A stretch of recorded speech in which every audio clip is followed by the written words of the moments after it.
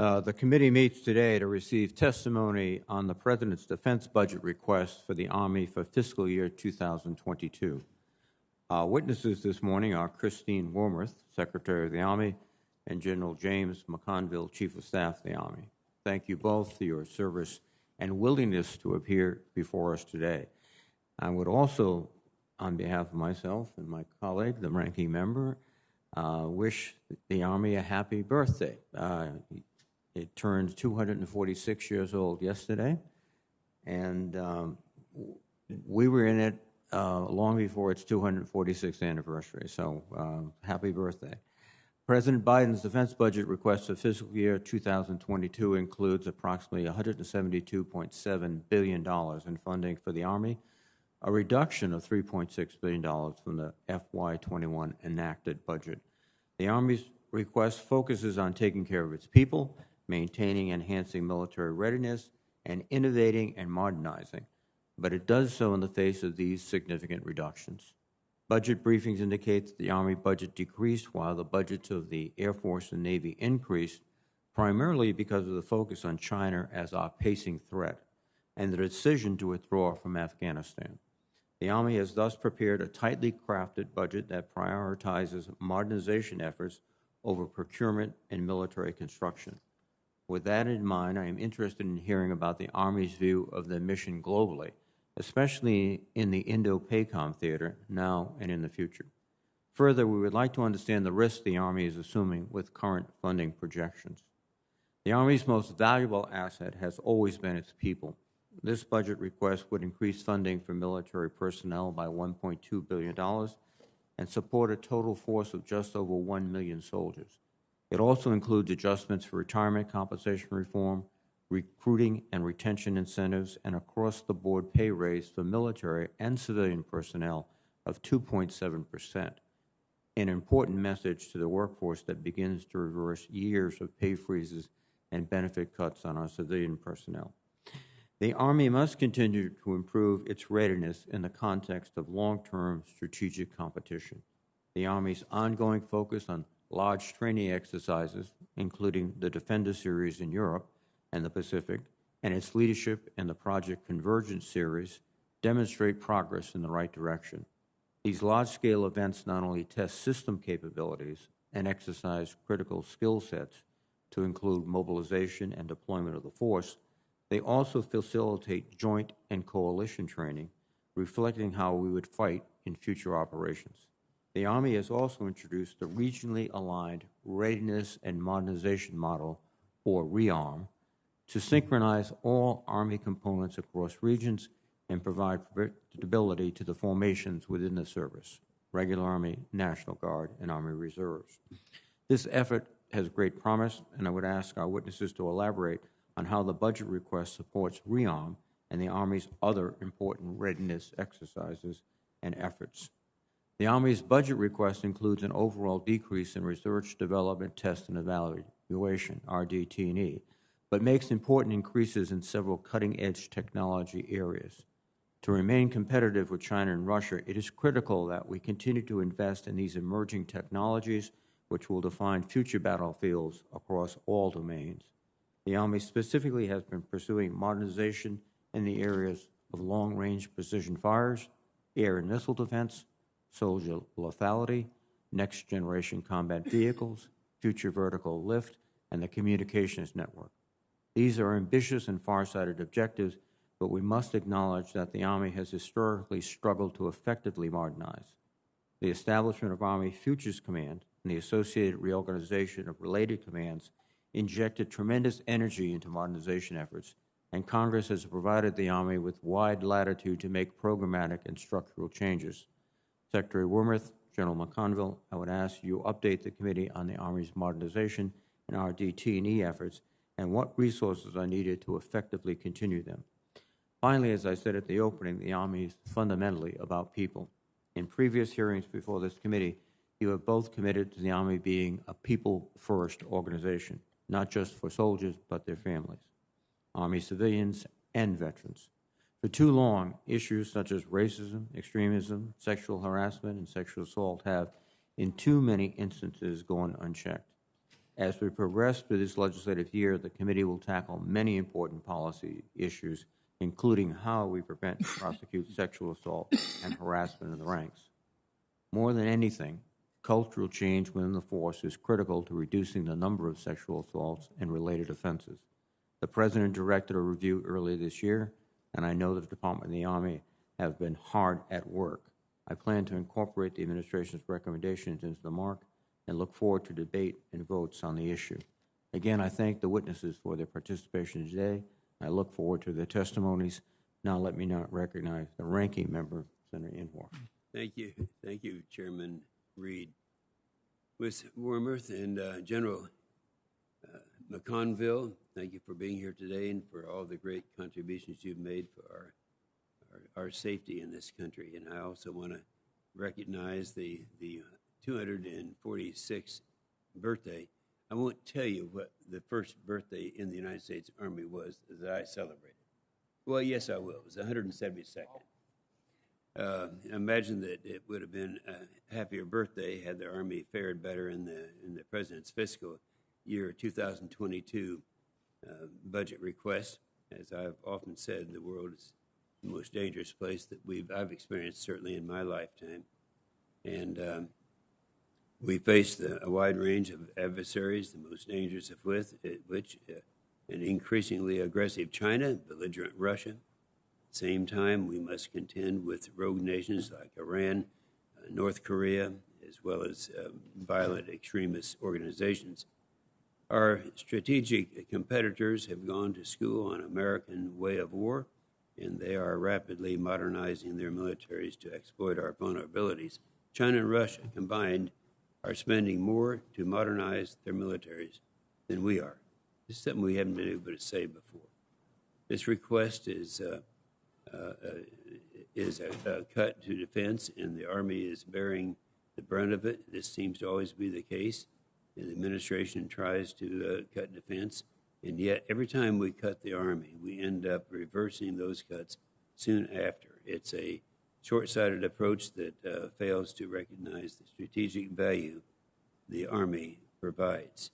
With this budget, the Army's top line decreases by $4 billion from the previous year, putting at risk the gains in readiness made after we hit rock bottom in 2017.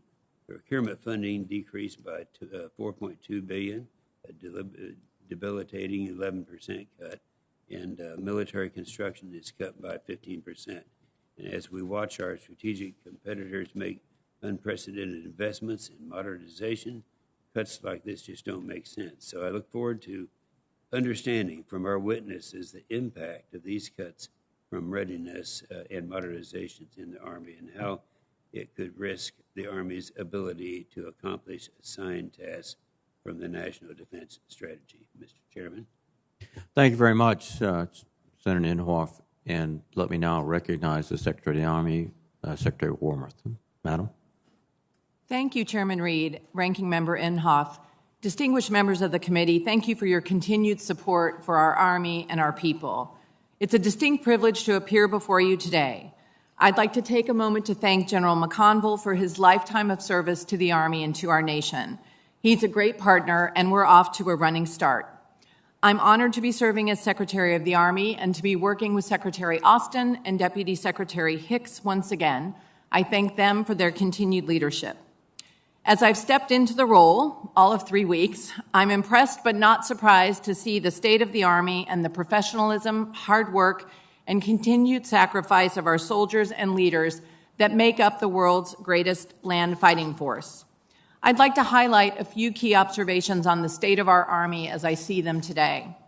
First, the Army must continue to heavily invest in the development of its people. People are the strength of our Army. We are steadily working to enhance our force structure, build inclusive leadership, and invest in quality of life initiatives. Like my predecessors, I can assure you that the character, culture, and climate within our formations at every installation will reflect a continued focus on placing people first. The harmful behaviors of sexual assault and harassment, racism, and extremism cannot and will not be tolerated. We will purposefully work to stem the tide of suicides. Our responsibility is to ensure every soldier and civilian has the right leadership, policies, and resources to be safe and successful among their teams so that they can continue to be successful in our nation's defense. Second, the Army is now a leader in new technology. From Army Futures Command to the cross-functional teams to the Rapid Capabilities and Critical Technologies Office, on down to fielding the next generation soldier equipment for individual unit members, the Army is prototyping and experimenting with new capabilities and concepts. The Army is at the forefront of developing and fielding new technology in counter-UAS, directed energy, hypersonic weapons, next-generation assured positioning, navigation, and timing devices, pushing software coding to the edge, and in many other areas. Third, the Army is opening doors in the Indo-Pacific, Europe, and beyond. The Army can be relied upon to engage with our allies, foster partnerships, maintain deterrence, and set conditions for success prior to or while engaging in conflict. Deterrence requires boots on the ground, and the DoD must be present to succeed in crises. The Army is recognized around the world as an enduring, reliable partner that can directly contribute by bringing resources, training, and expertise. Our partnerships can lay the groundwork for access and cooperation in contingencies. Fourth, the next fight will be an all-domain conflict. Future conflict will be in and across all domains with ground forces to secure terrain, penetrate defenses, and achieve objectives. The Army's transformation is directly aimed at supporting joint warfighting that will depend on joint all-domain command and control, expeditionary joint logistics, and joint maneuver across domains. As the Army continues to modernize, we will maintain our overmatch against near-peer adversaries, helping make future conflict less likely by ensuring the costs to our adversaries outweigh the benefits.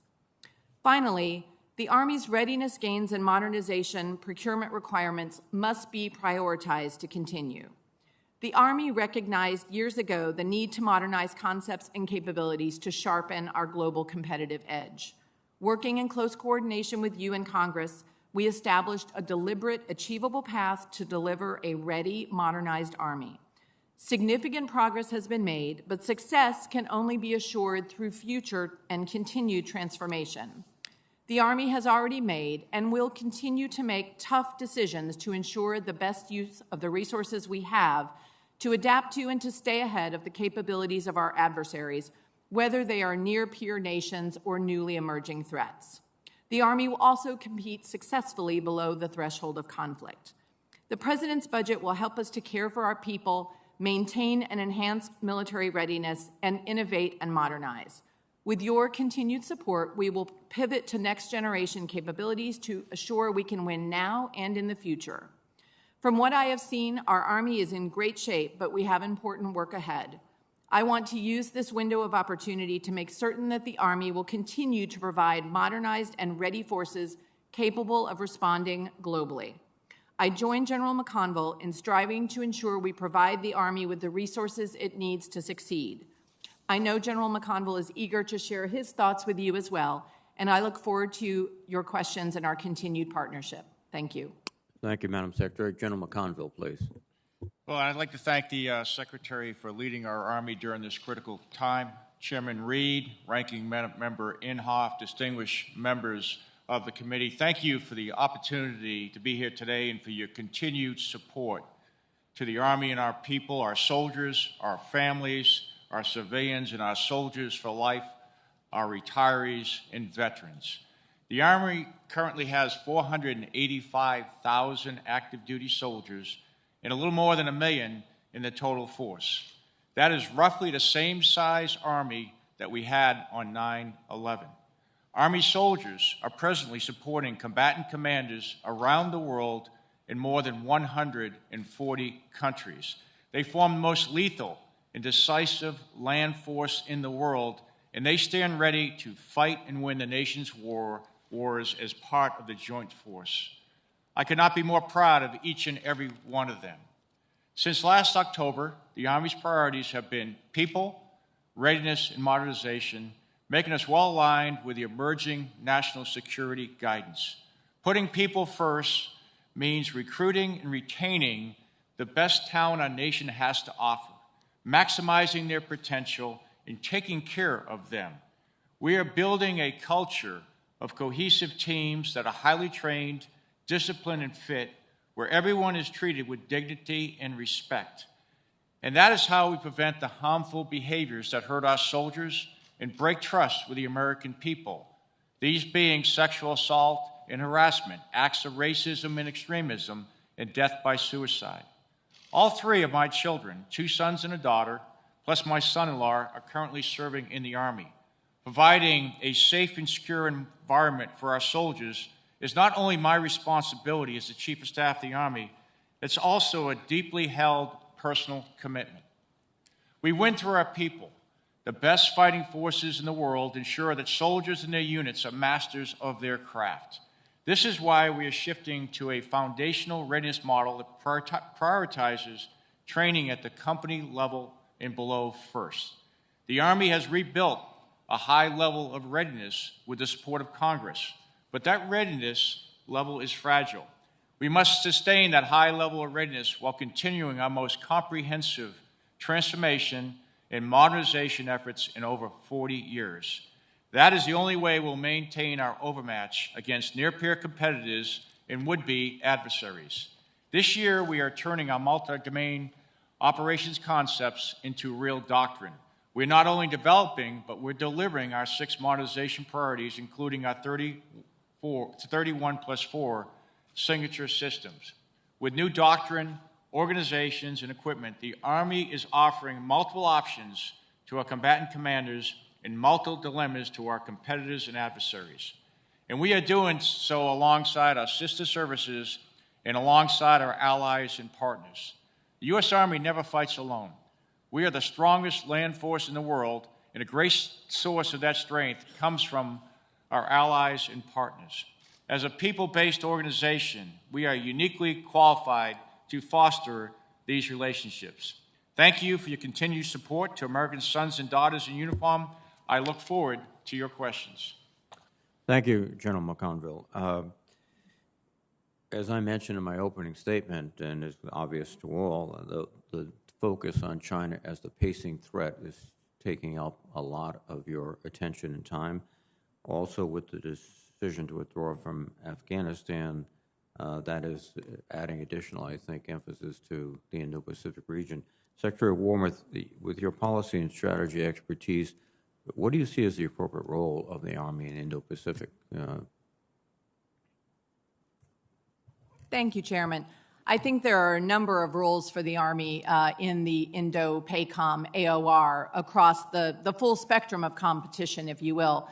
First, I think the Army is uniquely well positioned to serve our nation in the competition phase. You know, many of the chiefs of defense in the countries in Asia are actually Army generals, and so they are particularly interested in partnerships with our Army, and I know General McConville has seen that in his many visits with his counterparts. We can use those relationships to increase our alliances and partnerships, to deepen our relationships with those countries so that, as I said in my opening statement, in a time potentially where tensions are rising, you know, we may be able to leverage those positive relationships for access that can be very helpful. And we're doing that with things like our security force assistance brigades, with elements of our multi-domain task force that right now is working out of JBLM in Washington, and that we're going to build on in the future. Then moving up the spectrum of competition into conflict, the Army, you know, particularly with the modernization programs we are pursuing, can do a number of things, provide long-range precision fires, again, through the numerous programs we have there to go after maritime and air targets. We can provide a layered air defense, which will help us in terms of the anti-access and area denial capabilities we face there. We're pursuing making sure we have a survivable, resilient network, which we know we're going to need given the counter space capabilities that we face. So I think, again, as part of the joint force, the Army can be very, very useful in terms of bringing options to the combatant commander in Indo-PACOM. Thank you very much, Madam Secretary. General McConville, how do the Army modernization efforts complement and support the strategy that the Secretary just talked about? Yes, Chairman. As we take a look at our modernization priorities, what they provide us is speed, they provide us range, and they provide us this concept of convergence when we bring together all the Army systems and the joint systems, in the future even our allies and partners systems, and that gives us the decision dominance that we need, and quite frankly the overmatch we need to deter competitors and potential adversaries. I would argue that we get deterrence through strength. That strength comes from a strong joint force working together, and it comes from strong allies and partners, and we have strong allies and partners, as the Secretary said, in the region. Thank you very much. Madam Secretary, you just returned from Fort Hood. Senator Inhofe and I went there in the wake of the serious situations that developed there. There are many factors involved, but obviously command climate, leadership engagement. One of the more disconcerting comments that I heard was from a sergeant major saying that the troops don't trust the commanders and the commanders don't know the troops. And that might be a function of constant deployments and constant activity, but still it can't be tolerated. Can you give us your comments and observations about the positive changes that you've made and will make? Certainly. We're very focused on building cohesive teams down to the lowest level. So we have launched the This Is My Squad initiative, and the Sergeant Major of the Army is our point man on that effort. We are, as you know, completely redesigning the SHARP program. We are also restructuring our criminal investigative division so that, among other things, we will have more experienced investigators to handle these kinds of special victim crimes. And I want to share, one other thing I'll touch on before I share just an observation. A very important piece we've also undertaken is the command assessment program that really is revolutionizing how we're selecting future leaders and takes into account their past performance on command climate. But I did a sensing session with soldiers, myself alone in the room, and one of the things I heard strongly was they feel that their commanders do care. I think they think their commanders have a lot of things on their plate that makes it hard for them to have time to care, but there was a sense of caring that was very clear. Thank you very much. Senator Inhofe, please. Thank you, Mr. Chairman. First of all, let's get another shot at the Army budget cuts. As I stated in my opening remarks, the Army bears the brunt of the disappointing President's budget request that prioritizes a domestic agenda over national defense. And I'm reminded also of the amendment that I had on there for parity between defense and non-defense. I think this, I'll have to go back and check, but I think this is the first time in 10 years or so that we've actually come out and said parity is not something that is going to be pursued. And that's the first time this statement has been made in a recorded vote. General McConville, please describe the impact. I'll give you another shot at the same thing that you're just now talking about. And the risk of these cuts in the Army's ability to modernize the force for competition and, if necessary, if it should become necessary, conflict with China and Russia, and to fulfill its obligation to the other combatant commanders, which they'd have to do at the same time.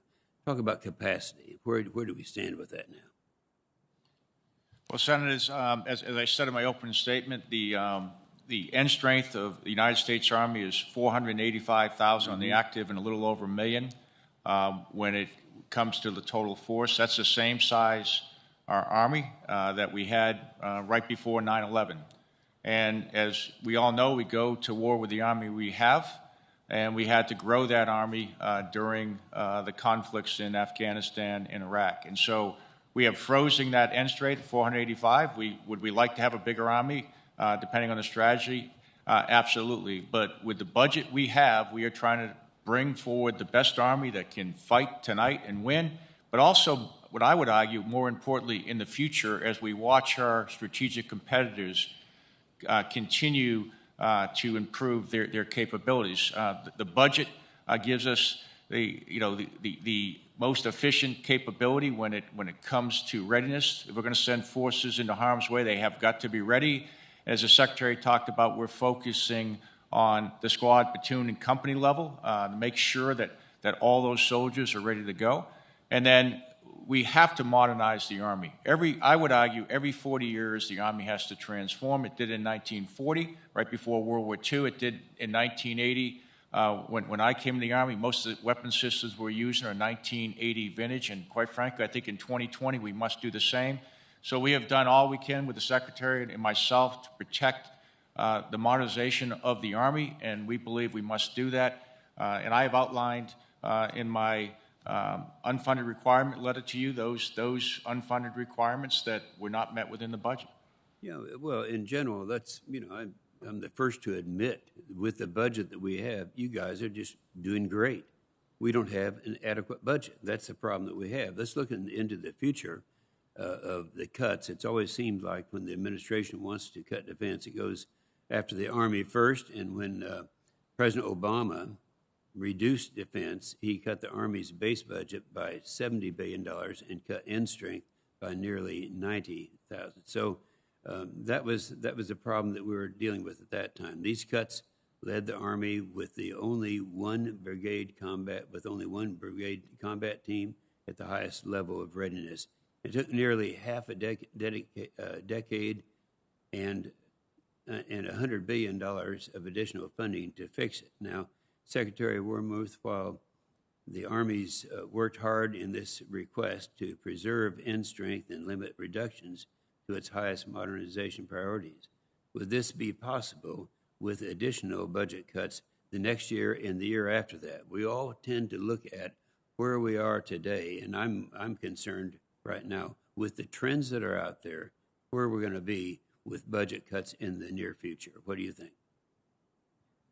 Thank you, Senator Inhofe. As you know, Secretary Austin has undertaken both a new national defense strategy review as well as a global posture review. And we, of course, in the Army are participating in both of those efforts. And I think it will be very important in terms of looking to the future to look at how that new strategy is developed and what it requires the Army to do. And I would agree with you certainly that we are in a very, very tough international security environment. There is no shortage of threats. So I think as General McConville and I go forward into future POM builds, we're going to have to be looking carefully at what does the strategy call upon us to do. What do we think are the demands, the current demands from combatant commanders? And can we meet those current demands while also protecting our modernization efforts, which is going to be critical? And particularly having seen everything we're doing at Fort Hood, and again, the challenge of taking care of our people while also meeting current mission requirements, we're going to, I think we are, having set end strength at 485,000, we are still under stress, particularly in certain areas like air defense, as you know. So we're going to be strong advocates going into the future budget discussions. Yeah, well, I don't have any doubt of that, and I know that you're fully aware of the problems that would exist if we have reductions, which a lot of people, including myself, are concerned with. So I appreciate the fact that we have the two of you at the helm at this given time, but it's going to take more resources. Thank you, Mr. Chairman. Thank you, Senator Inhofe. Senator Shaheen, please. Thank you. Thank you, Secretary Wormuth and General McConville, for being here this morning and for your service.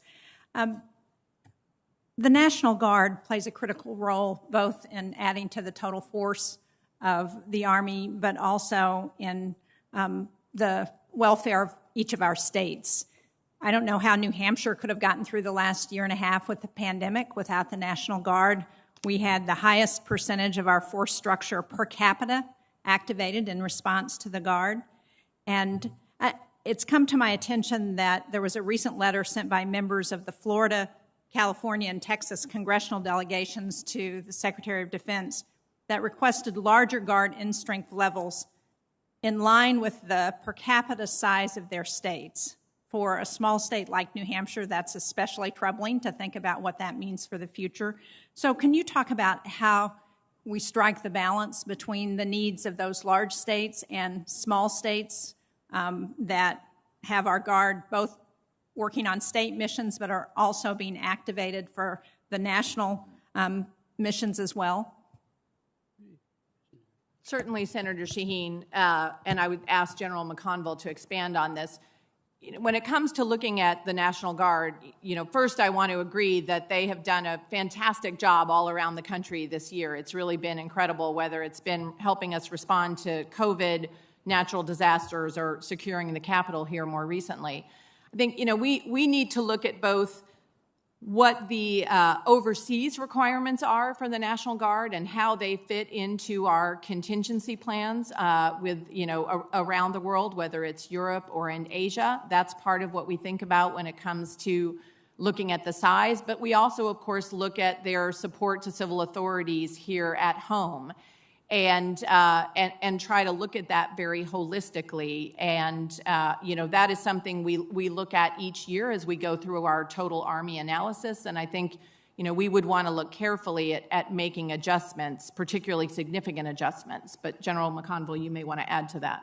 I think the Secretary, one thing I do want to say about the National Guard, this has been the year of the Army National Guard. I could not be more proud of what they have done in their communities. They have been there. They've been all over the place, and I just could not be more proud of them. And I think, Senator, it comes to balance. We have big states. We have little states. What we want to do is work with each of the states, make sure we know what their requirements are. As we transform the Army, we're working very closely with their leadership to make sure, we have certain states would like to have certain type units that are more beneficial for how they operate within their state, but also the type of people that want to serve in the Army. There's some states that have better opportunities than others. So, as the Secretary said, we need to work very, very closely with them, with you all, and come forward with what the Army looks like, what the National Guard, what the total force looks like in the future. So we shouldn't expect to see an announcement anytime soon that will dramatically cut the size of small states' Guard forces to the benefit of large states. Senator, I would not you should not expect to see that. Again, if we're going to make adjustments to the distribution of Guard forces around the country, that's something that the Chief and I are going to want to look at carefully. And consult with Congress, I assume. Absolutely. Thank you. Secretary Wormuth, in your opening statement, you talked about future conflicts being all-domain conflicts. Do you see hybrid warfare as an all-domain conflict? Senator, I think certainly hybrid conflict or gray zone conflict, as some people refer to it, can take place in multiple domains. So, for example, you may have, the little green men that we saw that Russia put into Ukraine. That we're still seeing in Ukraine. Correct. While at the same time you see cyber warfare and information operations, for example. So I do think that hybrid or gray zone conflict can be multi-domain. Well, where I'm going with this is concern about how we are preparing to respond to that kind of hybrid or gray zone warfare, because so far we have not been as successful as I would like to see us. And so how do we address that going forward as we're looking at preparing our Army? I think we do need to do more in that area, and I would anticipate that that's something, again, that in the strategy review is going to be looked at, because I think we need to build out our thinking about how to operate effectively in that zone. In particular, in the Army, we first of all have been investing for some time now in additional cyber capabilities, for example. We've been paying attention to cybersecurity, but also building out our cyber protection teams and doing a lot of work with Army Cyber Command.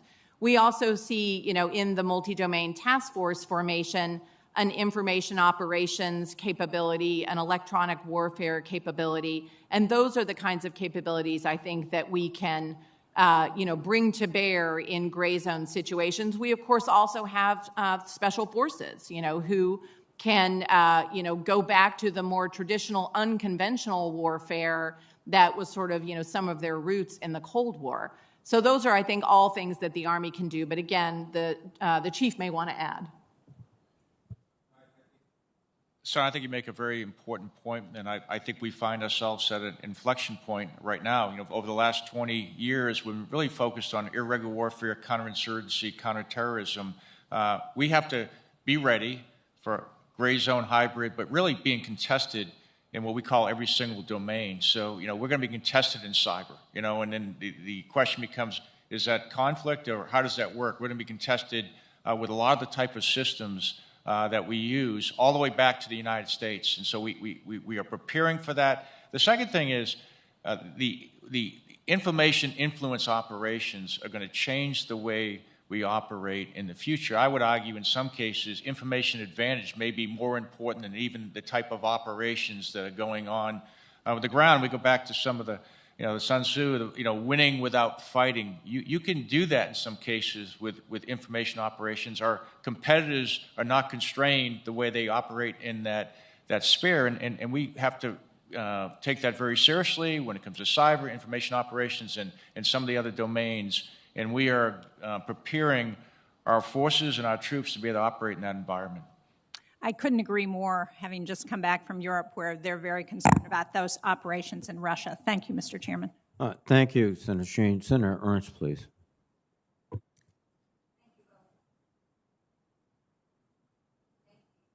Thank you. There we go. Thank you both very much for coming to the committee this morning and for testifying in front of us, and most certainly and most importantly for your service to our great United States.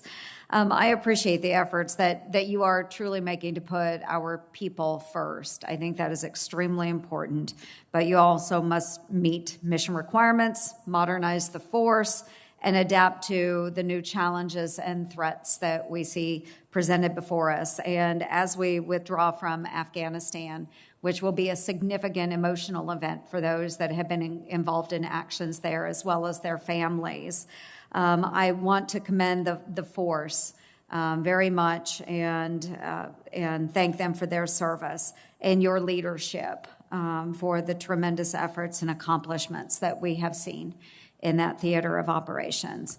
For 20 years, the Army, along with our joint force, our allies and partners, have kept those threats at bay and away from our homeland. So now, of course, the Army does face new challenges, and I'm very concerned about this administration's budget as it comes to meeting the needs of the Army. So, Madam Secretary, the Army is executing its modernization strategy per the 2018 NDAA.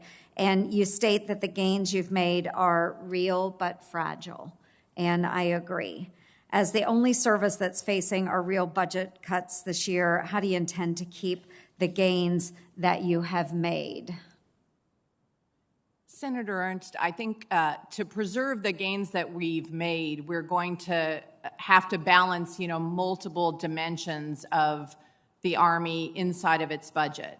First, we're going to have to continue to seek wherever we can efficiencies and reforms. As you know, my predecessors and General McConville have done, a few cycles of what was called night court to be able to identify funding that we could move internally. We have, the big fish have been fished out of that pond. At this point, there are more small fish and minnows left there, but we need to keep seeking those efficiencies where we can. I think we need to, work with the Secretary and the combatant commanders to really scrub our current operational requirements to see if we can find places where we may be able to take pressure off of the Army. Mm-hmm. And then I think we'll have to look carefully at how we make sure with the resources that we have that we continue to put people first, but really protect those modernization programs.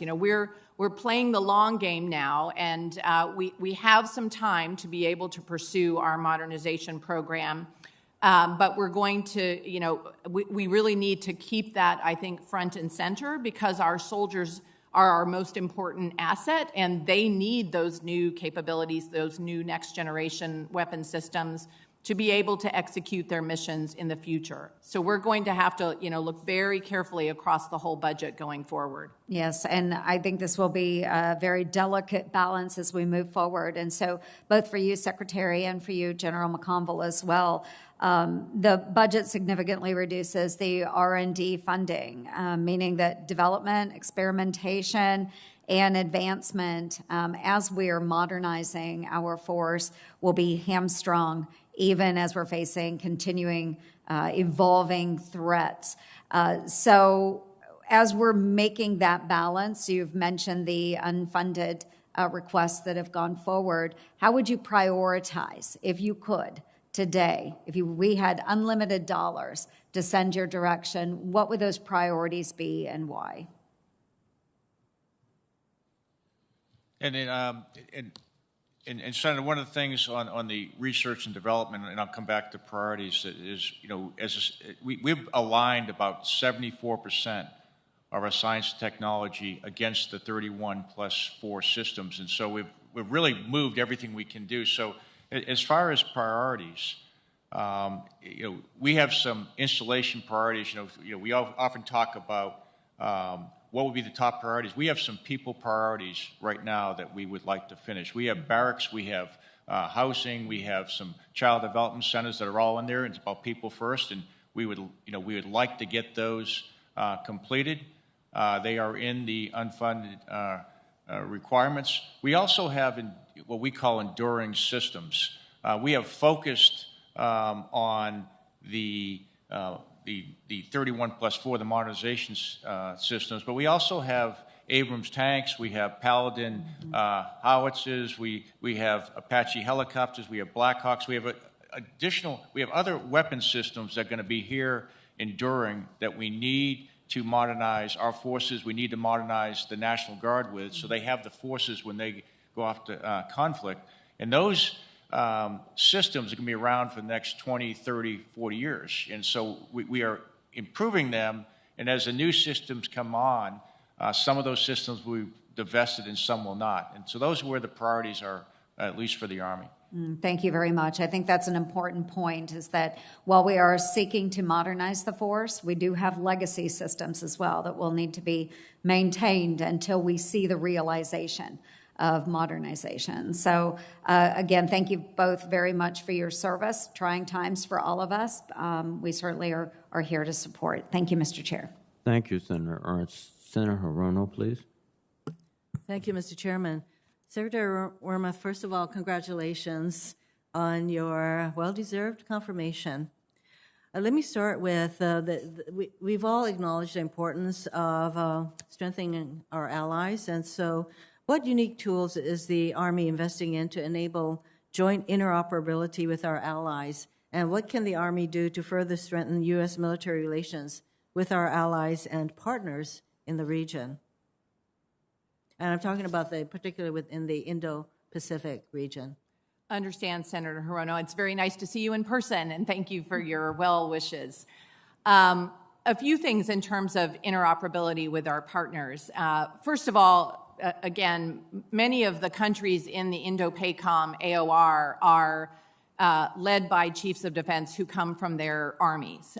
So one thing that we have that I think helps us build our alliances and partnerships is those army-to-army relationships. And, they very much want to train with us, to exercise with us, to, learn from us, and in many cases, purchase our various weapon systems. So those are all things that we can build on. And those exercises are part of what helps us with building interoperability. We are moving with our Project Convergence campaign of learning that started last year and was largely Army-centric. This year it will be a joint undertaking, but we are building towards bringing together some of our allies and partners from the Indo-PACOM AOR to be able to work with us and experiment with us and look at using prototypes. So we also are working to try to bring our allies and partners in on the ground floor of developing these new joint warfighting concepts? I think the mill-to-mill relationships have always been the area where we have strong alliances. And would you acknowledge also that diplomacy plays a major part in all of this? Absolutely. And frankly, my own view is that to make the kind of progress that we would like to see, particularly in terms of access and being able to have more presence in the region, that has to be led by our diplomats. And the Department of Defense, the Department of State, the White House, we all need to work together. And frankly, we need to work with our agencies that have economic and trade responsibilities as well. But I think we need to have a whole of government approach to really help us get to where we want to be in that region. I agree. So moving on the issue of sexual assault and harassment, to Secretary Wormuth and General McConville, for a number of years now, senior DOD leaders have briefed us, basically from my seat countless times, on the need to eliminate the scourge of sexual violence in the military.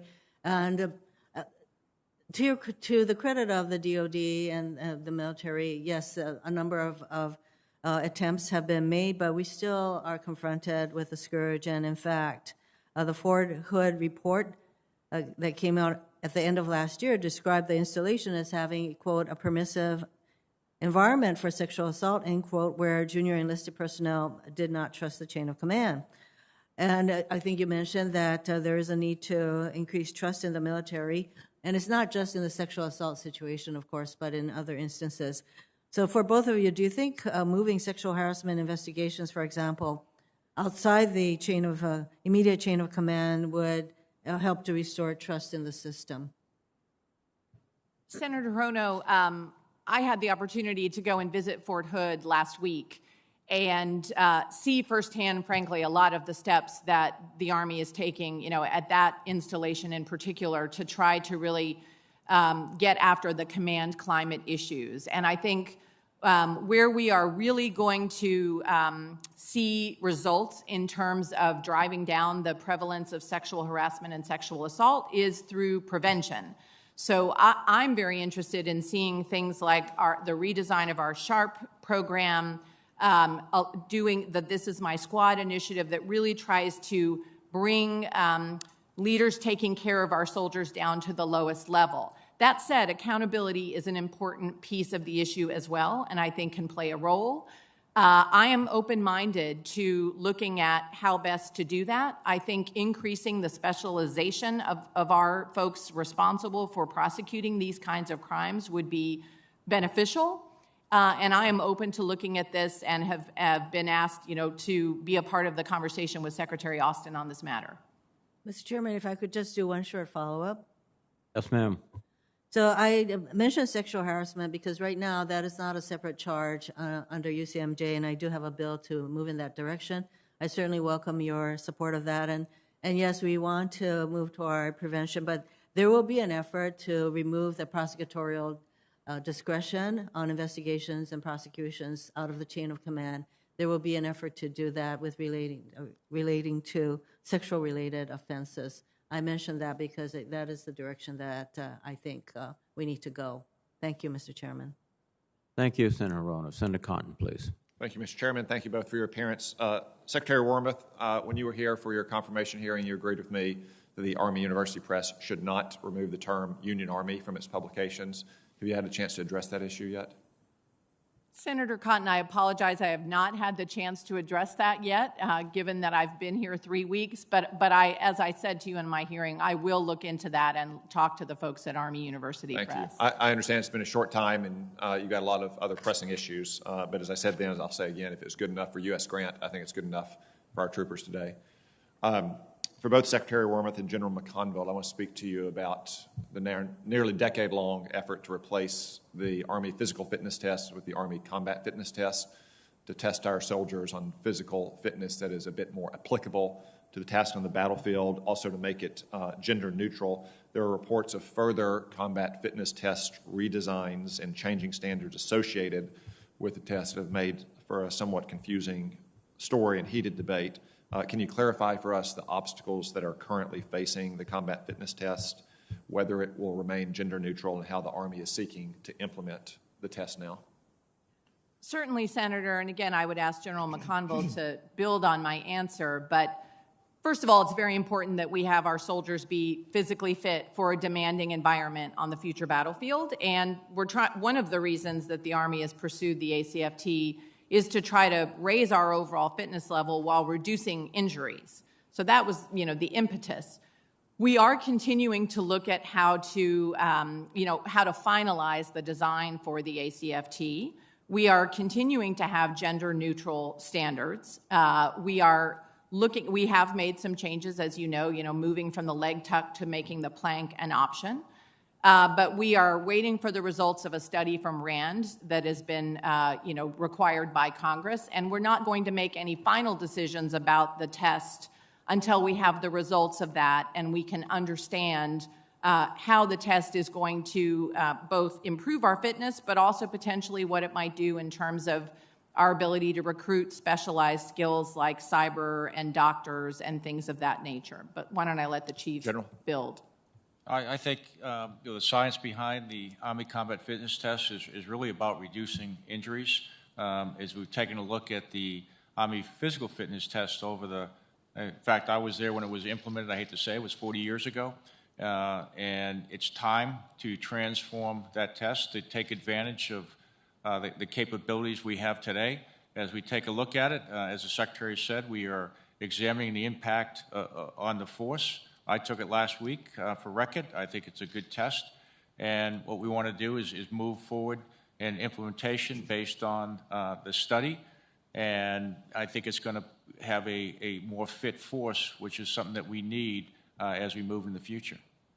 You want to share your score for the record? 478 for the record. That's good. I'm sure all your Joes around the world are going to try to beat that now. That's right. General, are you committed as well to maintaining gender neutrality on the test? I am. Is there any consideration to pegging scores towards branch or MOS? Well, I think the future, at least if I could make a recommendation, the future is as we move to more of a talent management model in the Army. If you're Airborne Ranger, which is a fitness type organization, you're in the 101st Airborne Division, you're in the 82nd. Well, I would say from talent management, you want people with a certain level of fitness. If you're doing something else that, you're a neurosurgeon, you might be more concerned with that person can operate at a level 6 level than, lead the, battalion and PT. So I think what we want to get to is, at least I do, is move away from an industrial age personnel management system to a 21st century talent management system where we recruit people, we select people, and we quite frankly promote people based on the knowledge, skills, behaviors that they have within their specialized area. But we still want a certain level of fitness in the Army. Yeah, I think the Army needs to consider that. Loading around into a tank gun or howitzer has to be done whether you're a man or a woman. That's right. It requires a certain level of physical fitness, but that's a different level of physical fitness than it takes to be a flight surgeon or to be a cybersecurity specialist. One last question for you, General. In the last decade, I think maybe when you were Vice Chief, the Army stood up the Security Force Assistance Brigades. Yes. They were primarily active in Afghanistan. Now that we'll be out of Afghanistan in a few weeks, and our national security strategy has postured towards competition against near-peer rivals like China and Russia.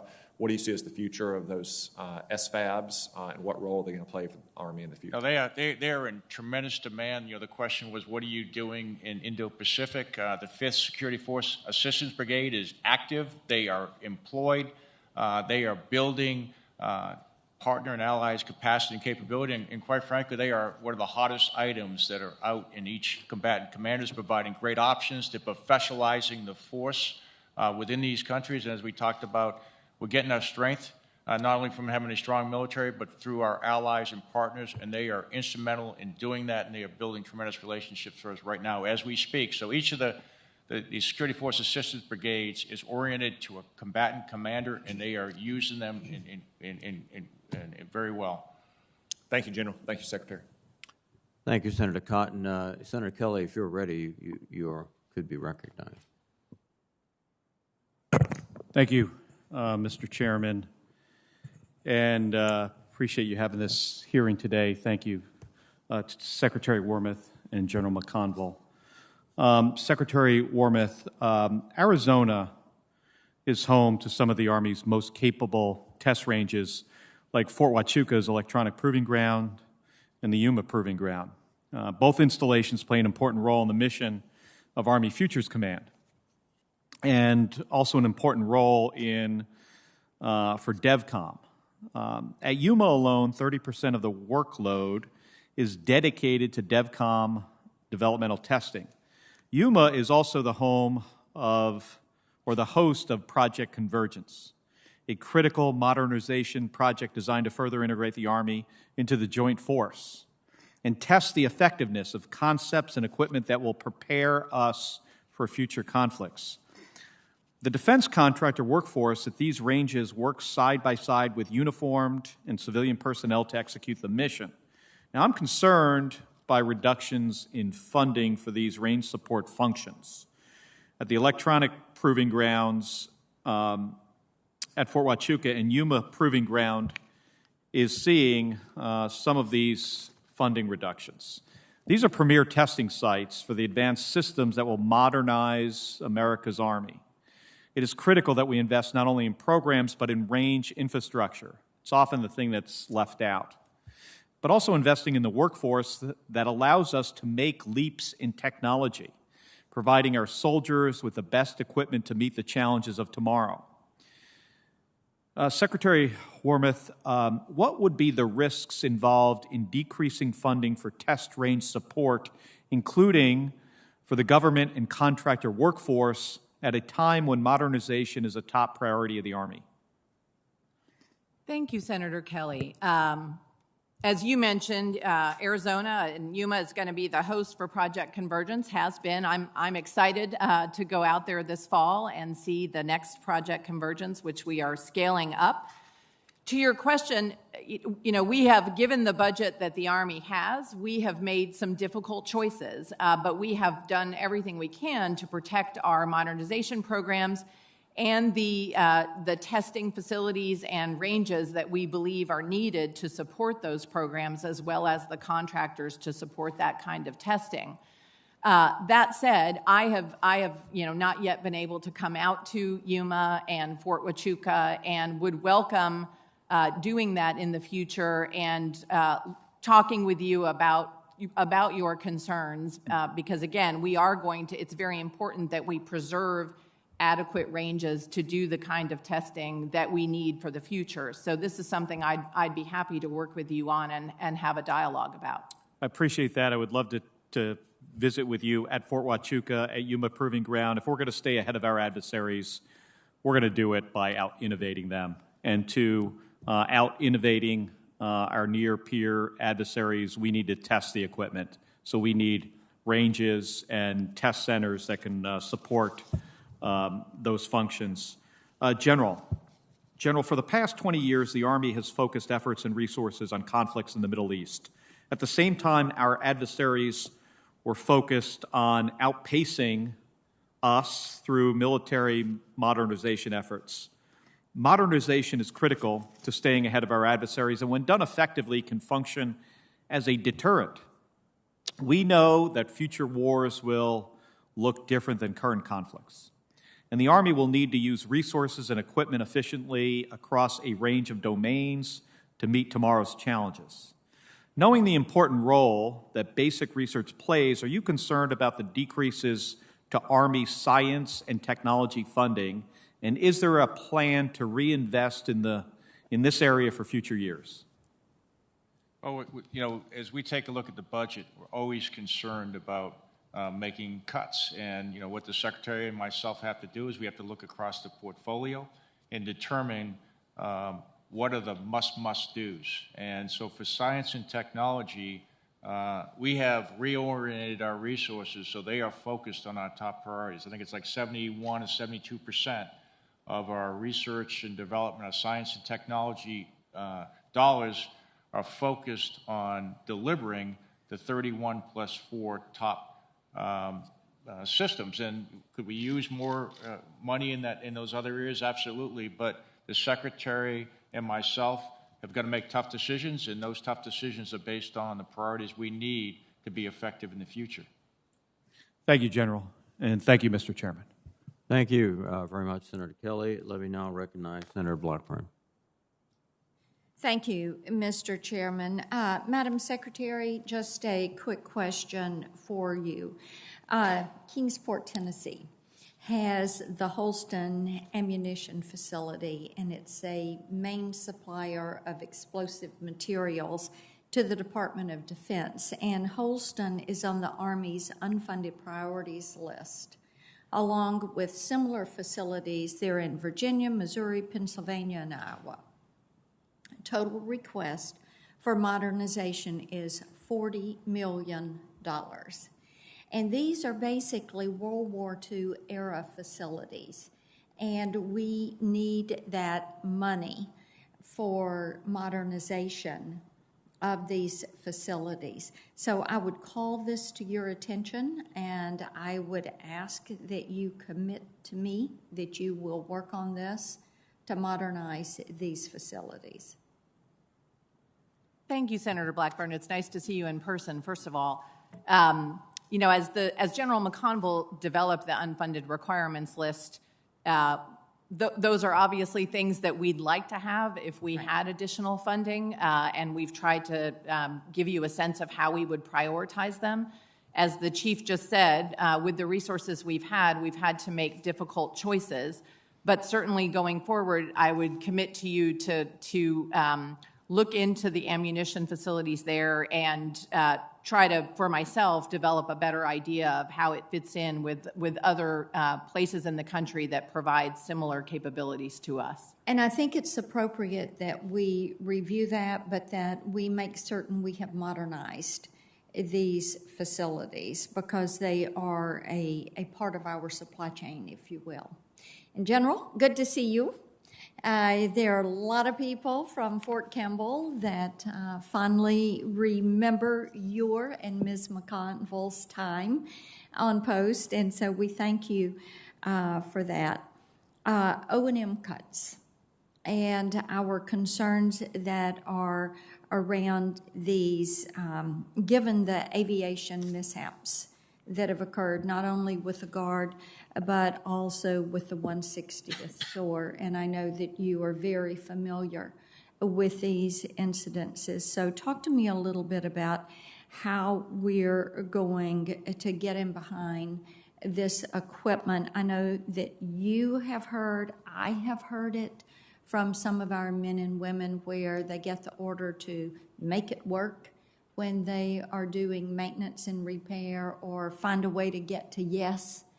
And we want to be smart. Sometimes shortcuts do not serve us well.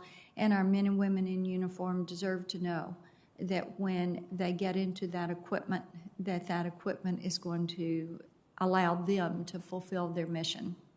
No, first of all, Senator, thank you. And, you know, I got a special place in my heart at Fort Campbell, and I have two kids serving there, and it's very special. And you make a great point on Army aviation. You know, our pilots have to have the flying hours to train.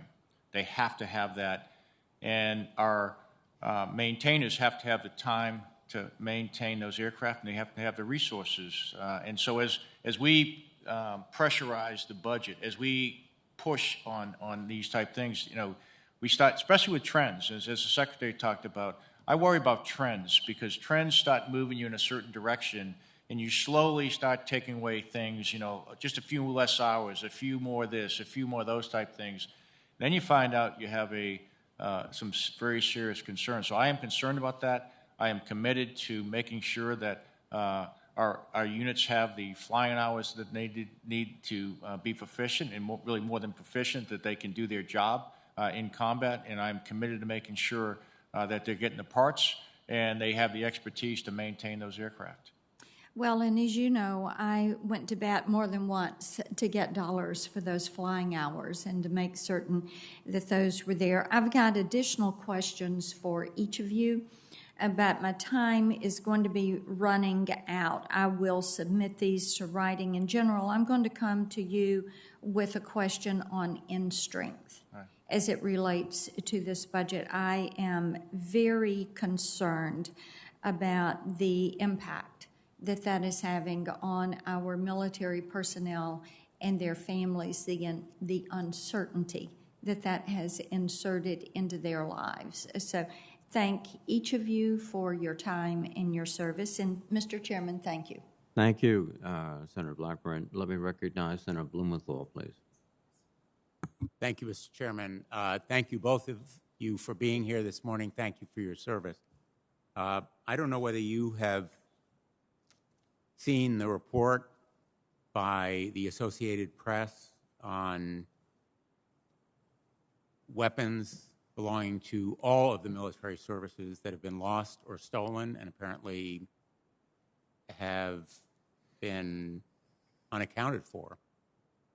I hope you have. I commend it to you. And this report is absolutely blood-curdling. The idea that pistols, assault weapons, grenade launchers are missing from armories of the United States military because they have been lost or stolen without any apparent accounting, without any reporting to Congress or to the FBI or to the agency, Alcohol, Tobacco, and Firearms, that may have jurisdiction as well, is just incredibly alarming and astonishing. And I would like to get from both of you what you know about it and your commitment that you will, in fact, investigate these reports. Senator, I did see that report in the press, and certainly we take, this situation very, very seriously. We train our soldiers to maintain accountability of their weapons. That is a basic skill and responsibility that we expect from our soldiers. My understanding is that the cases of, weapons from any branch of the services being unaccounted for and getting into the hands of civilians is likely to be a small number, but particularly given these reports, I commit to you that this is something that we will look into and certainly make sure we have situational awareness of that situation in the Army. Well, this is a public report, and 1,900 firearms is not exactly a small number. Apparently, a substantial number are used in crimes, have been recovered at crime scenes, which is really mind-boggling and blood-curdling. And I would like to know whether you will commit, as the Pentagon used to do, sharing annual updates about lost or stolen firearms with Congress, whether you resume that regular reporting. Sorry, hit the wrong button. Senator, again, we do take these reports very seriously, and I absolutely commit to you to look into this and share what we know, and get back to you on it. I don't mean to interrupt, and I apologize, but will you commit to reporting to Congress, as was the practice? Senator, I think what I can commit to is we can share with you everything we in the Army understand about our weapons. And will you support a reporting requirement generally to the Department of Defense? I think we'd be open to a reporting requirement. This report says that the Army and the Air Force could not answer basic questions about missing weapons. It says also, quote, the Army sought to suppress information on missing weapons and gave misleading numbers that contradict internal memos. Will you report back to us about that claim? Senator, I'd be happy to look into how we've handled this issue. Do you know whether it's true? I do not, Senator. I do not know what our past practice going back years has been on this matter. The report says further, the AP began asking the Army for details on missing weapons in 2011 and filed a formal request a year later for records of guns listed as missing, lost, stolen, or recovered. Apparently, the report quotes an official as saying, you're dealing with millions of weapons, but we're supposed to have 100% recon, right? We're not allowed a discrepancy on that, but there's so much room for discrepancy, which indicates to me that there's systemic failure at every level. A failure to keep track of the weapons, a failure to report up the chain, a failure to report to Congress, a failure to report to law enforcement. Do you disagree?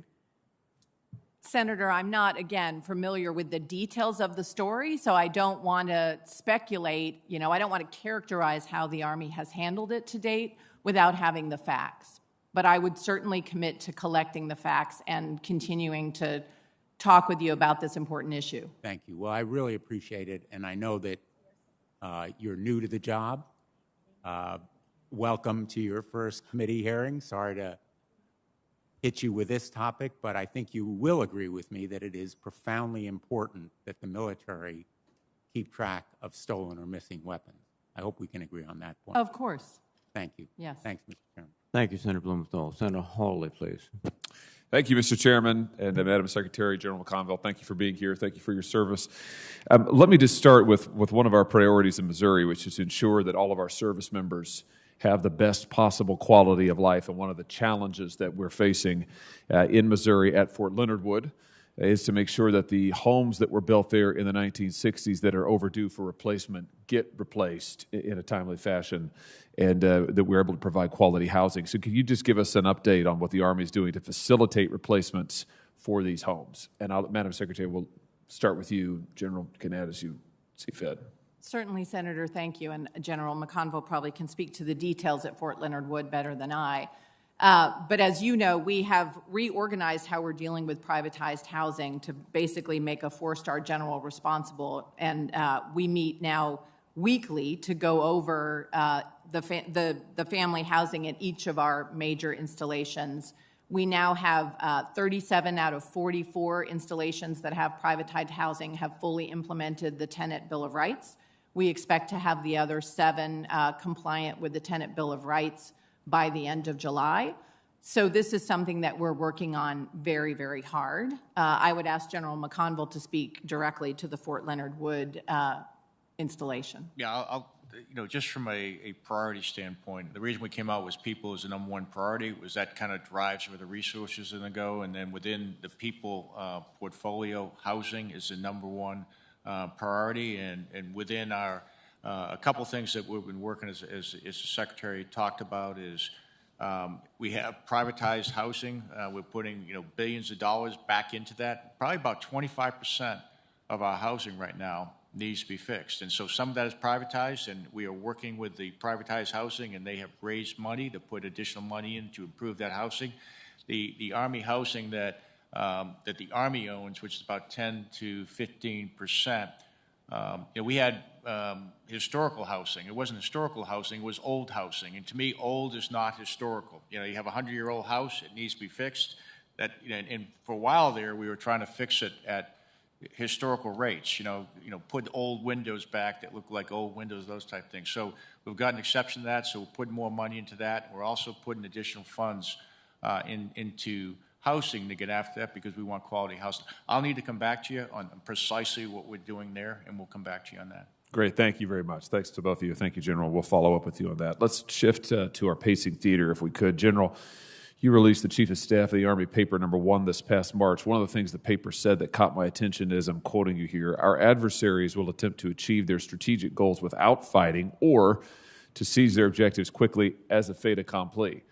I want to commend you for highlighting that scenario in the paper. Along those lines, give us a sense of how you see the Army's long-range precision fires and their enablers being able to help deter, or if we have to, defeat a Chinese fait accompli in Taiwan. Yeah, I think when we talk about long-range precision fires, and when you think about the threats that we could face as far as deterrence, many of our strategic competitors have set up what we call an anti-access air denial capability with an integrated air and missile defense capability. So you need something that can penetrate that and suppress that.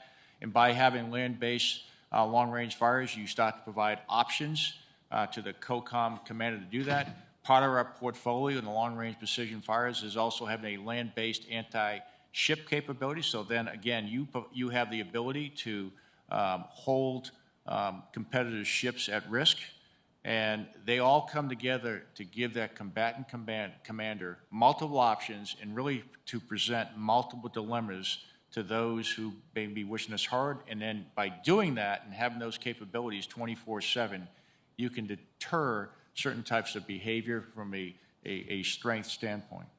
Let me just ask you as a follow-up to that. TRADOC's December 2018 publication, which was called The Army Multi-Domain Operations in 2028, stated that the Army must demonstrate the ability to immediately deny a fait accompli in order to deter an adversary like China. You still agree with that, I assume? I do. Along those same lines, Madam Secretary, when you and I visited last month, you highlighted, I thought this was really good, one of the things you said was that China would like to pull off a fait accompli because it would be much harder for us to dislodge them from Taiwan than to stop them from getting to Taiwan in the first place. Can you just elaborate on that? I thought that was such a crystal clear explanation of the dangers of a fait accompli scenario. So can you just elaborate on that a little bit? Yes, Senator, happy to do that. Essentially, given the anti-access area denial capabilities that China now possesses, if they are able to achieve a lodgment on Taiwan, we will not have the kind of air superiority, for example, that we've had in things like the Gulf War in the last 20 years. And so it will be much harder to essentially eject Chinese forces from Taiwan once they land there than it would be to stop them coming across the straits to begin with. Now, I'm not saying it's impossible to dislodge them, but it will be a tougher fight. So my own view is we want to develop the kinds of capabilities that we're pursuing in the Army, along with the rest of the joint force, to basically present a sufficiently strong deterrent force to make the Chinese continue to think twice year after year about whether they want to actually undertake that amphibious landing. Very good. My time has expired, General. I wanted to ask you about the PACOM's 1251 report and what that means for the Army's posture in that region. So I'll give that to you as a question for the record, and I'll follow up with you about Fort Leonard Wood. Thank you both very much. Thank you, Mr. Chairman. Thank you, Senator Hawley. Now let me recognize via WebEx Senator Gillibrand. Thank you, Mr. Chairman. Secretary Wormuth, you and I have talked about the scourge of sexual violence in the military at length, and you understand that for the last 8 years, this committee has been trying to have a vote on a bright line to take out all serious crimes from the chain of command, to create a more professional system, to create an unbiased system, to create a system where our trained military prosecutors can make the first judgment about whether a case should go to trial. As you know, about 3% of commanders have the right to make this decision about whether a case should go to court-martial. So if the prosecutor decides a case should not go forward, it will go back to that 3% of commanders, who then will have the opportunity to do a summary court-martial or a special court-martial, or charge a related or lesser crime and get NJP. So given this, I would like your assessment of whether this is a recommendation that you will support, number one. I know in your written testimony you intend to take all 70 recommendations from the Fort Hood Independent Review Commission, which, as you know, suggests taking sexual assault out of the chain of command and creating an independent SHARP program. So you've already said you support that. What is your assessment of a bright line at all serious crimes? And as part of your analysis, I'd like you to consider the data that has been developed by the military and the report by Protect Our Defenders that showed that Black and Brown service members are up to 2.5 times more likely to be punished for serious crimes than their white counterparts. So I'd like you to talk a little bit about how you see reforming the military justice system so that's fair, unbiased, and guarantees civil rights and civil liberties for all service members. Thank you, Senator Gillibrand, and thank you, first of all, for your leadership on this issue. You've been working on this issue for years. It's a problem that we all want to solve, that I know all senior leaders and all leaders in the Army want to solve. So appreciate everything you have done. A few thoughts. As I said earlier with Senator Hirono, I do think that focusing on prevention and doing more on the prevention side is, I think, where we will really see more success in reducing the prevalence of sexual harassment and sexual assault in our military. But accountability is important. I think Secretary Wormuth, can you speak to why you think prevention is the panacea here? Because we've passed over a dozen laws to implement prevention measure, and the GAO reviewed all the laws we've passed on prevention, and what they found that more than 30 recommendations in prior work specifically related to DoD's effort to prevent sexual assault and address the needs of certain populations in the sexual assault prevention and response efforts. But they found that a lot of the recommendations and laws that we passed just haven't been implemented. So what change do you imagine would have to happen for the command and the DoD to take the prevention measures seriously, given that we've given you 8 years of prevention measures and they're not being implemented? Senator, first, I don't think prevention is a panacea. I think we have to pursue this problem across a spectrum from prevention to accountability. So I want to be clear on that. I think really what we have to focus on is pushing responsibility for a positive command climate, caring for our soldiers down to the lowest level possible. And that is what we are trying to do through the This Is My Squad initiative, through the redesign of our SHARP program, and also through, frankly, selecting our leaders, looking more closely at their previous command climate performance. So making sure the people we put in charge are people who have been able to create positive command climates. I think all of that will be helpful. And that's something we're going to have to work hard on, and work hard on year after year after year, not just sort of when there's a crisis and then we become complacent. But do you not think that actually prosecuting sexual assailants who are predators, who are often recidivists, and putting them in jail would also prevent crimes, since we have many examples of sexual assaulters who were not prosecuted in the first instance and went on to not only assault others, including children, as one of the most recent examples. Don't you think it would be far better to actually treat these cases appropriately and put sexual predators in jail? We do absolutely have to hold perpetrators and predators accountable. And it is for that reason that one of the things I think makes a lot of sense is increasing the specialization of the individuals in the Army and in the military writ large who prosecute these cases. You know, I think one of the recommendations that we've seen is to basically help our both our investigators and our prosecutors build more specialization in special victims crimes. And given the complexity and sensitive nature of those kinds of crimes, that's something that I'm open-minded to and think would be beneficial for us. And will you review for this committee the issues of racial disparity and the recommendations that by giving the decision-making to trained prosecutors, you can also eliminate bias with regard to racism? Senator, what I've been focused on in my time in the job so far has been specifically the sexual harassment and sexual assault set of crimes. So that is where I have been focused.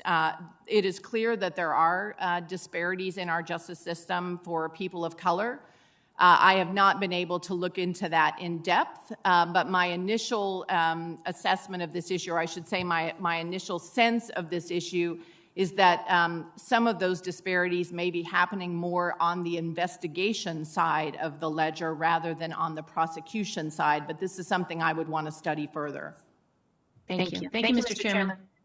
Thank you, Senator Gillibrand. Now let me recognize Senator Tuberville. Thank you, Mr. Chairman. Thank you both for being here today. General, and your family service. You got all your kids in the military. That's awesome. You know, I'm a people person. You know, we had our budget. You had your budget cut, and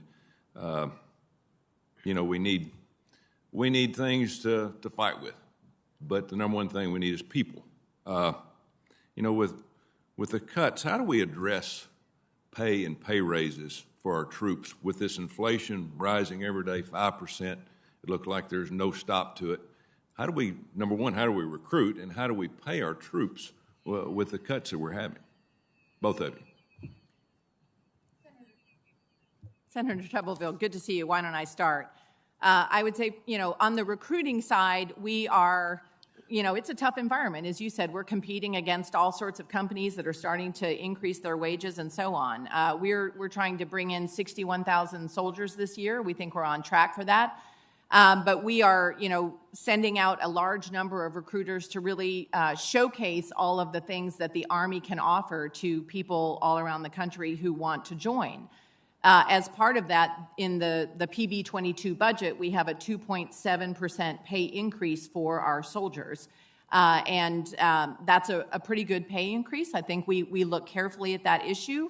We also have, as you know, our tuition assistance program, which is very popular with soldiers.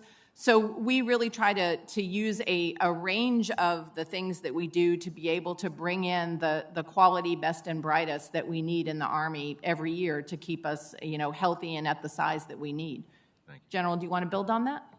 Yeah, thank you. And, very thankful that our soldiers and our civilians got a pay raise this year, and we're very appreciative of that, and we think that's extremely important. But as the Secretary said, we're in a war for talent.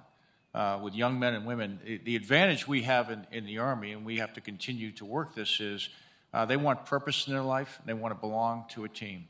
And we can do both of that for them. And once we get them in, we have to compete for their talents and make sure that that we're putting them in a place where we're taking full advantage of their talents.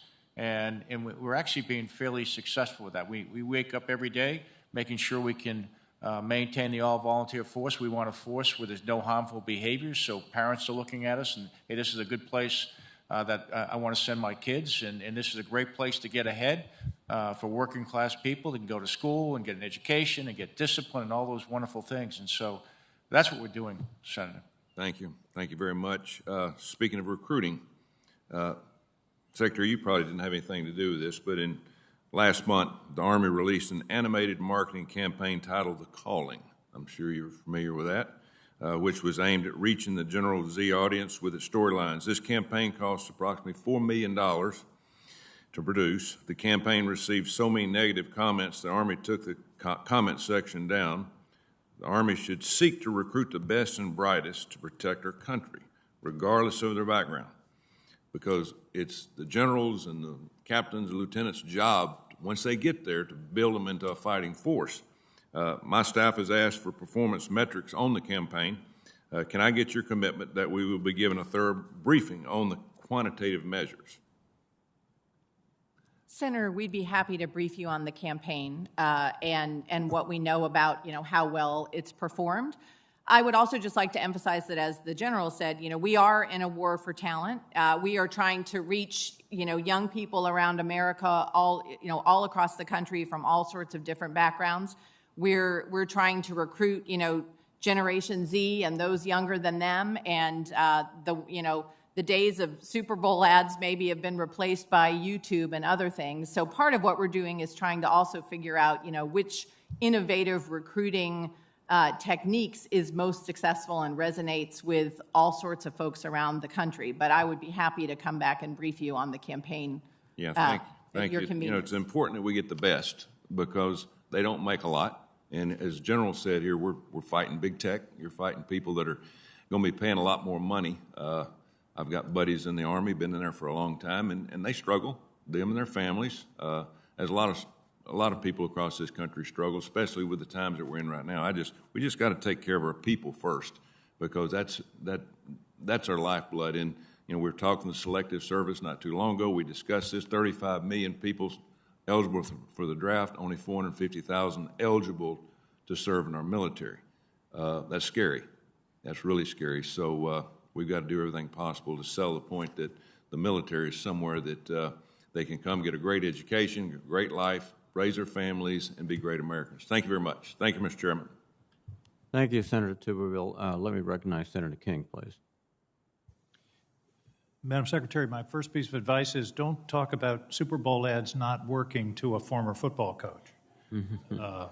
Good point. I want to welcome you to the committee, congratulate you on your nomination and confirmation. Page 4 of the charts that you gave us, I'm a little confused, and I want to get to the terminology to really get a fix on what this budget, how this budget really works. OCO seems to have disappeared OCO was a significant part of the budget over the last 4 or 5 years. It's not in your chart. There's a little dotted line, but you talk about direct war costs and enduring costs of about $18 billion. Is that what we used to call OCO?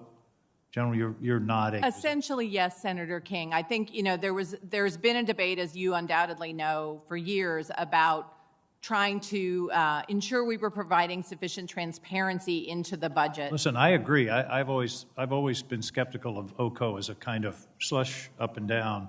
So what you're really proposing is a higher base budget with less OCO, and I presume part of it, OCO last year was about $24 billion under your formulation. It's about this, what we are thinking of as OCO, direct war and enduring cost, 18. Does that reflect in some measure the reduction of costs in Afghanistan, for example?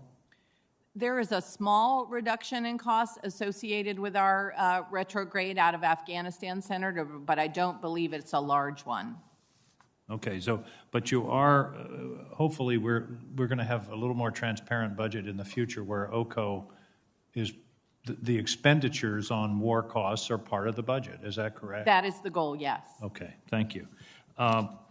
General McConville, you used the word convergence in one of the answers to your question in terms of joint operability.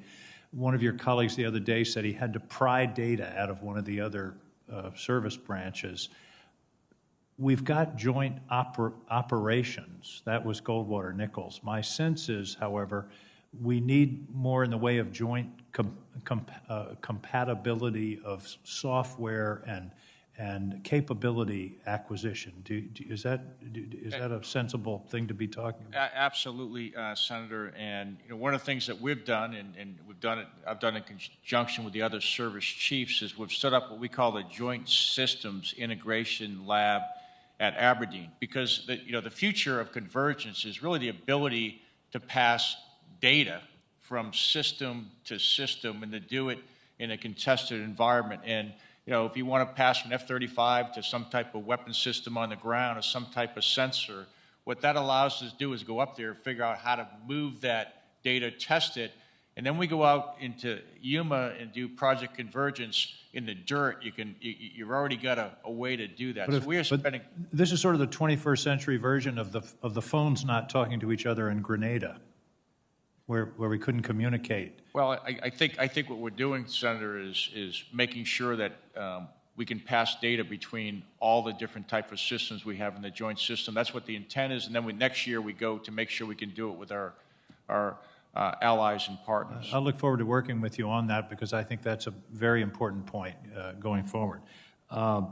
Missile defense and deterrence. Iron Dome appears to be a very effective system as it's been operating in Israel. It's saved a lot of lives.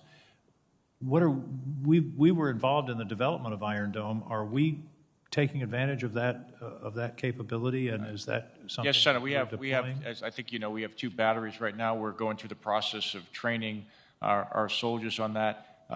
And that is the interim program, and what we're working with them and some others is how does that fit into our integrated air and missile defense system. We want to be able to pass data from all the different systems. The future is you have multiple sensors and you have multiple shooters, and you use an integrated battle command system for integrated air and missile defense. It will take the information from the different sensors. It'll pick the right shooter, and then you get the most efficient capability when it comes to protecting our forces against air threats. So we're back to convergence of data and software. Yes, we are, Senator. And my final question is, my concern is defense against hypersonics. That strikes me as a significant strategic challenge for this country. Is this something that's in your area with the Army, or is this, again, a joint enterprise? Because certainly the Navy has to worry about hypersonics. Well, we're all concerned about that, and I think we could take that in a different forum with the Missile Defense Agency and talk through probably in another forum the best where we are on that, Senator. Fine, thank you. Thank you both. Thank you for your service. Thank you, Mr. Chairman. Thank you, Senator King. And now let me recognize via WebEx Senator Rosen. Well, thank you, Chairman Reed. Of course, Ranking Member Inhofe, I really appreciate you holding this hearing, and I'd love to thank the witnesses for testifying today and for their service. I'd like to speak a little bit about Hawthorne Army Depot, which is located in Nevada. So Secretary Wormuth, Nevada's Hawthorne Army Depot, it is the world's largest ammunition depot and demilitarization facility. Depot stores and demilitarizes munitions. It ensures munitions readiness for DoD, amongst other things. It also supports the services by hosting military training.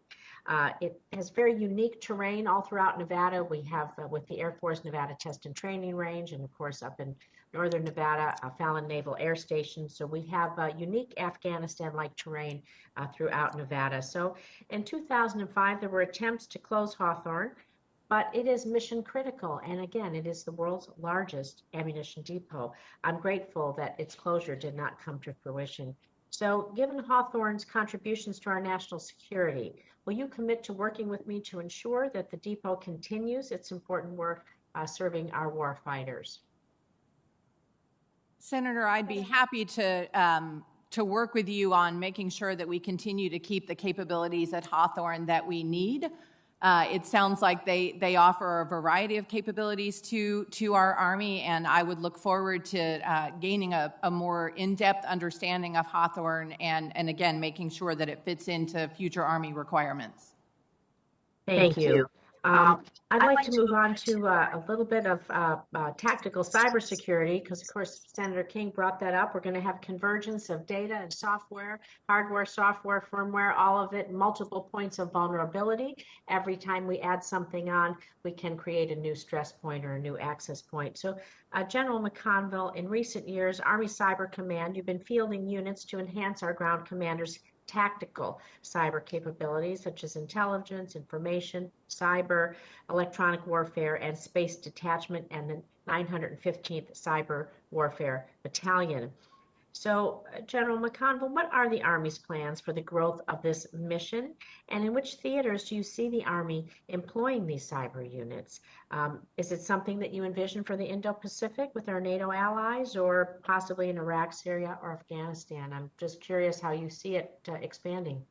Well, Senator, right now, when you talk about, we have to use an acronym, but it's ITQs, which is Intelligence, Information, Cyber, Electronic Warfare, and Space. We're standing up the new multi-domain task force that has that capability at Joint Base Lewis McChord with the focus on the Indo-Pacific. The second multi-domain task force is being stood up inside of Europe, and we are looking at a third for the Pacific, and we're in the process of development. Also, we see this capability is extremely important for the future. We see in the competition space, in the crisis space, the notion that we're going to have these type capabilities, and we are in the process of standing those organizations up and bringing them to fruition. Well, I'd like to build on that, because how do you envision retaining these high-skilled cyber soldiers when NCOs, warrants, and even officers can find more lucrative and more balanced work-life opportunities in cybersecurity jobs in the private sector? So you not only have to grow up your staff, train them, retrain them, and upskill them, and there's always new technology, obviously, but how are you going to keep the people you have? Well, I think that's a great question. With some of the people that are willing to stay in the Army, sometimes they surprise me. I was just down at the software factory at Austin, Texas, and we just stood this up because we're going to need people with these type of capabilities. And there's a specialist, an E4 down there that, quite frankly, was a medic in our Army. And when we put out a call for coders, he answered the call, and he's probably one of the best in the Army, and in the other people in that organization that have masters and PhDs recognize him as one of the very, very best we have. So we got to have a talent management path for him, and for others like him that they may become warrant officers or they may become incentivized based on their level of experience. And what we find is if we can give them a good wage and have them doing what they want to do, they will stay in the Army, and they really like the mission that they have, and even though they go outside and probably make a little more money, they really appreciate the mission. And that's the feedback I get from the cyber operators that we have within Cyber Command. Well, thank you. I hope that we can help you. Senator Blackburn and I introduced a Civilian Cybersecurity Reserve Act to help you with a Civilian Cyber Reserve Corps. And so I look forward to working with you on that soon. Thank you. Thank you, Senator. Thank you, Senator Rosen. Senator Sullivan, please. Thank you, Mr. Chairman, and I appreciate the witnesses being here. Thanks for your service. Last week, I shared this chart with Secretary Austin, General Milley, on the prioritization of the Biden administration with regard to our military. And I asked them the question, how do you tell our troops that you're prioritized when you're clearly not? If you can see this, and I'll make sure you have a copy for the record, almost every federal agency in the U.S. government is getting double-digit increases with inflation, which is now unfortunately creeping up to 5%. The U.S. military budget, Homeland Security budget, is actually getting decreased. I find it completely unacceptable. I asked the two leaders of the Pentagon, how do you tell the troops that you're prioritizing our military? They tried to answer. It's a tough question because I'm sure that they probably didn't like the budget that they had to come to the Hill and defend. And Madam Secretary General, digging deeper, the Army, I mean, you guys are getting gutted.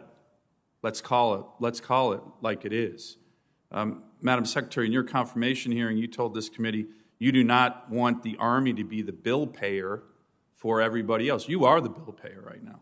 4% cuts without inflation. With inflation, you're almost double-digit numbers. This is like 2015 when the Obama-Biden administration was trying to cut 40,000 troops from the U.S. Army, active duty. They did it. How do you explain this to your forces? This is tough on you. I know you didn't like this. I know you didn't like being the bill payer, but you are. How are you telling your troops right now that the U.S. Army is prioritized, and why do you think you are taking it on the chin in terms of your budget? Madam Secretary, I'll start with you. Thank you, Senator Sullivan. I think what I tell our soldiers when I talk with them is that I'm confident that at the budget we have, we are able to... Is this the budget you wanted? Almost certainly, 10% I cut think in the Army I with would inflation? certainly welcome additional funds. Having seen, for example, barracks at Fort Hood, I would absolutely welcome additional General, is this the funding. Army you advocated for? Sorry to interrupt. Well, Senator, I did This is a huge issue. It's not getting nearly enough attention. Yeah. The Biden administration is blowing out the federal government, $6 trillion in spending, okay? But with regard to the U.S. Army, they're saying, sorry, guys, ladies, you're getting nothing. So this is a real problem. General? No, I laid out our requirements. We have our budget, and then we have our unfunded requirements that I sent a letter to this committee and all the other committees that lay out if we can get additional money, that's where we want to put it, and we would like to get that additional money. And well, I'm going to advocate strongly for additional money for the U.S. Army. I think this is dangerous, and I think it's clear that the Biden administration does not prioritize the military, but it really doesn't prioritize the Army. Let me ask, a lot of your testimony I've been watching all morning talks about tough choices. I agree with you. You have tough choices. General, you've done a phenomenal job, your leadership, on addressing what is a huge challenge with the U.S. Army in Alaska. In the last 5 years, we've had 32 suicides. We've only had 41, and every death's horrible, combat deaths in Afghanistan in the same time frame. I just want to get your commitment that when you make tough choices, the work you're doing on addressing suicide in one of the most important places in the country, my state, is not going to be one of these tough choices that you leave on the cutting room floor because the Biden administration won't fund the damn Army. Can I get your commitment on that? Lives are at stake. Absolutely. It's about people first, Senator. You have my full commitment on that. Madam Secretary? Yes, you have. Let me Yes, finally you have ask. my commitment as well. Can I just get a quick update? I know that, Madam Secretary, you committed to me you and General Conville to brief me on the Arctic plan from the Army. We're getting mixed messages. Secretary of Defense in his confirmation hearing said he was going to fully resource Arctic strategies of all the services. General Milley said the same last week at the hearing, but General Van Herk in his hearing last week, he mentioned that the DoD budget, this budget, is inching along, didn't move the ball very far down the field in terms of military Arctic strategy. And as you know, as Northcom commander, he's the advocate. Can I just get an update from the two of you on that strategy, which I think you've done a great job on? And I look forward to the briefing I'm going to be getting from both of you here in the next couple of weeks. Senator Sullivan, we have resourced, in this year's budget, the strategy, the Arctic strategy that the Army put forward to you. And I have not lost track of my commitment to come and brief you, so I'm looking forward to doing that as well. I don't know if General McConville has anything else to add. No, I think, as Senator, you and I talked about, the strategy is focused on being able to operate in the Arctic, which is a little different than operating from Alaska. And we're putting that together. We'll have more an operational command up there. You tend to have an administrative command right now, but as you take a look at the fact that you're going to want to compete up there, we're taking a look, and we've talked about the type of organizations we'll put in there. We've got some more coordination to do, but we have a vision of where we want to go, and that is funded in the resources we have right now. There's some other collaboration that needs to be done on the type of units, and we have a striker brigade up there, and as we take a look at what that future of that brigade looks like, that may change, and that's where we're having discussion right now. Good. Thank you. Thank you, Mr. Chairman. Thank you, Senator Sullivan. Senator Kane, please. Thank you, Mr. Chair. I want to continue along the lines of my colleague, Senator Sullivan, on the budget issues, and I think, the key is this committee has to make a decision. The president's given us a budget. We have to make a decision about what we think is right. But I want to dig into this question of the Biden administration proposal, and is it a, quote, cut? I'm looking at a document, and it's the fit-up that the Trump administration sent to us last year in April 2020.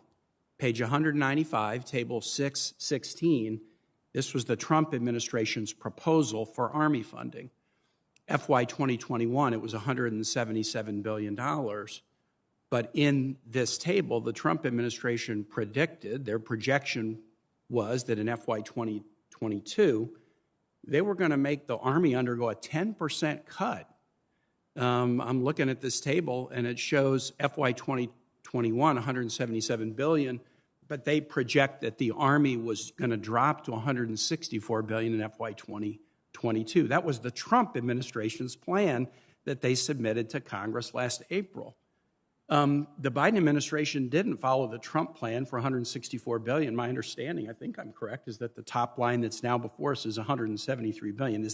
Am I right about the top line in the president's budget, that it's $173 billion, not $164 billion?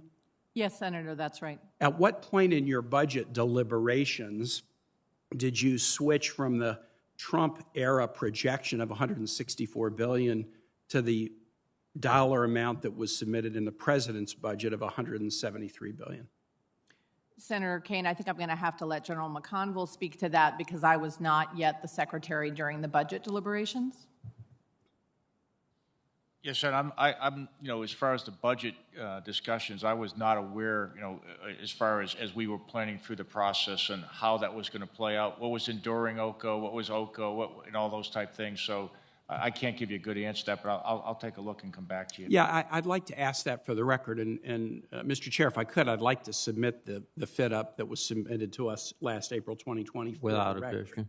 Because I think what it shows is that contrary, again, the question of what is the right dollar level for the Army is a very legitimate one. And we may well decide as a committee that the president's request isn't sufficient. I've done that before, and I may do it again.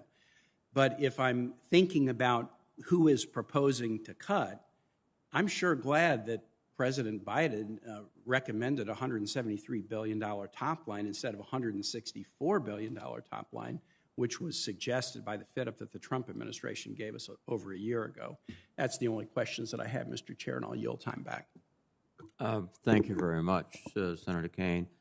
And I believe that we have concluded all of our colleagues who wish to speak. At this point, let me thank the Secretary for her comments and General McConville for your comments, both of you for your extraordinary service. And with that, I will call the hearing adjourned. Good job.